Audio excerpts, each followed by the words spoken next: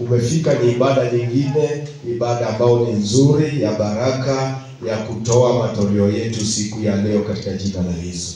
Mungu amekubariki, amekuwa pamoja na wewe, ametembea pamoja na wewe, amekuneemesha katika kazi zako, umekula, umekunywa. Bwana asifiwe. Haleluya. Si tumebarikiwa, tumekula na tumekunywa. Bwana asifiwe. Kwa hivyo ni wakati wa kurudi katika nyumba ya Bwana na kumwambia Bwana ni asante. Haleluya. Hata wengine pengine tulipitia mambo magumu wiki nzima, umepitia hali ngumu ya kimaisha, misukosuko ya hapa na pale, lakini Bwana akakuepusha na yote katika jina la Yesu. Bwana asifiwe. Kwa hivyo unakuja na kumshukuru Bwana kwa kuepusha na mambo mengi in Jesus name. Wengine mmetembea na magari, wengine tumetembea na pikipiki, wengine kwa miguu, na Bwana akakulinda katika hali zote na katika njia zote. Destination zako zote ukafika na ukafanya vile ambavyo ulitaka kufanya, na hatimaye ukawa salama, ukarejea kwako ukiwa salama siku baada ya siku. Bwana asifiwe. Haleluya. Lakini kuna mtu mmoja ambaye hakufika destination yake kwa sababu ya mambo kadhaa wa kadhaa. Siku ya Friday tulipokuwa mahali hapa mkesha, tulinenea neno ambalo lilikuwa na baraka sana, na ni katika kitabu cha Yona. Na mnenaji alikuwa anatuambia ya kwamba Yona alimuasi Mungu kwa kukataa kutimiza yale Mungu alikuwa anamwambia aende akatende. Na kwa hiyo badala ya kwenda katika mji wa Ninawi akahubiri injili ya Bwana na kuwapa maonyo ya Mungu, yeye aliazimia na kuamua kutoroka na kwenda katika nchi ya Tarshishi. Samahani.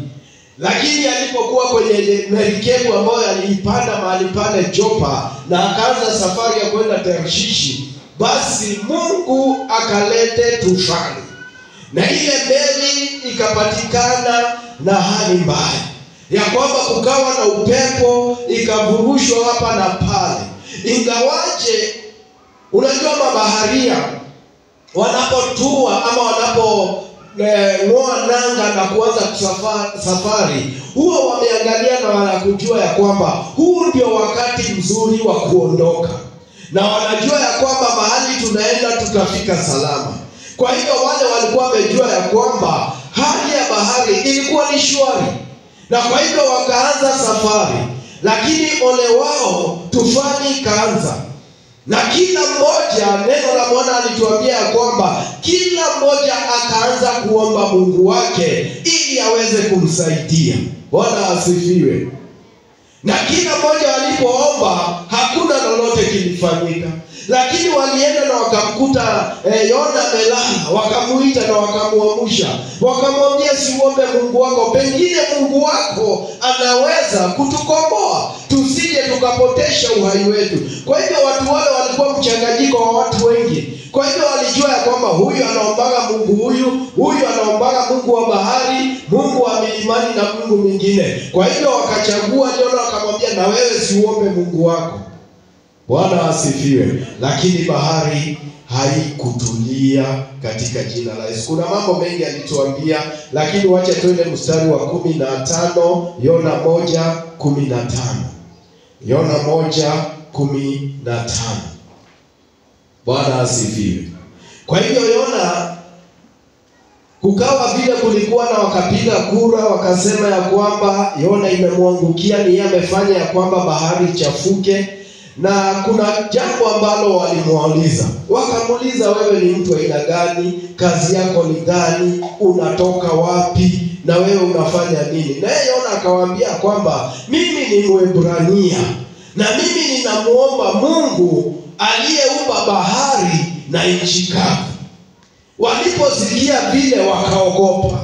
Wakajua ya kwamba hapa kuna Mungu aliyeumba bahari. Na kwa hivyo wakajua ya kwamba mtu huyu ndio amefanya tupatwe na majanga haya yote.